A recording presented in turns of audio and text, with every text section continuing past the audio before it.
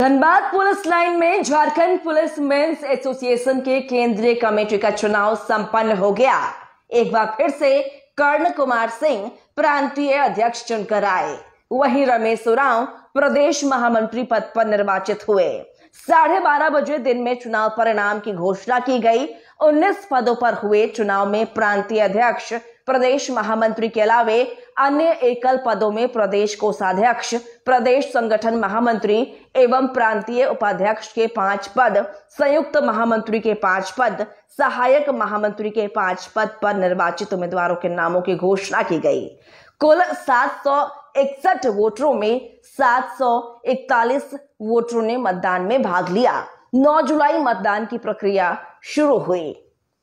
देर रात मतदान चलता रहा। मतदान के बाद देर रात्रि में मतों की गिनती शुरू की गई। आखिरकार 12:30 बजे रिजल्ट की घोषणा की गई। जीत कर आए प्रांतीय अध्यक्ष एवं प्रदेश महामंत्री ने पुलिस कर्मियों के कल्याण के लिए किए जाने वाले कार्यों की प्राथमिकताएं गिनाई। चूंकि मैं प्रदेश अध्यक्ष के रूप में पूर्व में भी मैं कार्यरत था और प्रदेश अध्यक्ष रहते हुए मैं चुनाव लड़ा हूं और निश्चित रूप से इस जीत में जो है सो राज्य के सभी पुलिस कर्मियों का अहम योगदान है, विश्वास है, भरोसा है, जिसका परिणाम है कि आज हमारा पूरा टीम, पूरा 19 सदस्यीय टीम हमारे विजय हुए हैं।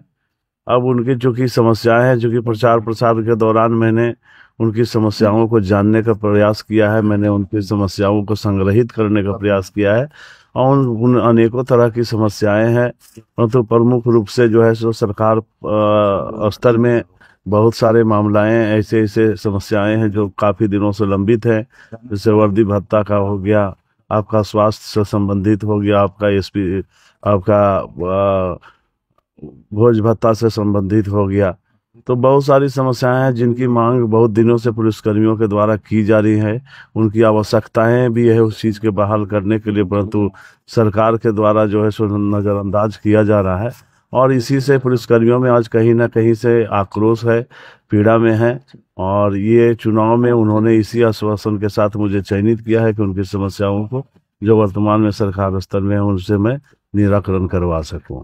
पुलिसकर्मी जो है उनके बच्चों की पढ़ाई के लिए भी कुछ वैसा पहल जो है करने का। देखिए, चूंकि मैंने अपने घोषणा पत्र में 32 ऐसे कामों को मैंने चयनित किया है, उसमें प्रमुखता से मैंने दी है कि भारत सरकार के कर्मियों के जिस प्रकार से शिक्षा, उनके बच्चों के लिए 2 बच्चों के लिए शिक्षा की व्यवस्था की गई है, उसके लिए भत्ताएं दी जाती है, वैसे ही भारत सरकार के तर्ज पर ही जो है सो राज्य सरकार में भी पुलिसकर्मियों के बच्चों को उनकी शिक्षा भत्ता प्रदान की जाए। नई बहाली नहीं आने के कारण काफी लोड बढ़ जाते हैं। जी, यह तो वर्तमान में सबसे अहम मुख्य हमारी समस्याएं हैं। काफ़ी दिनों से 2018 के बाद जो है सो पुलिस भर्ती नहीं हुई है, जिसके कारण पुलिसकर्मियों की काफ़ी कमी है।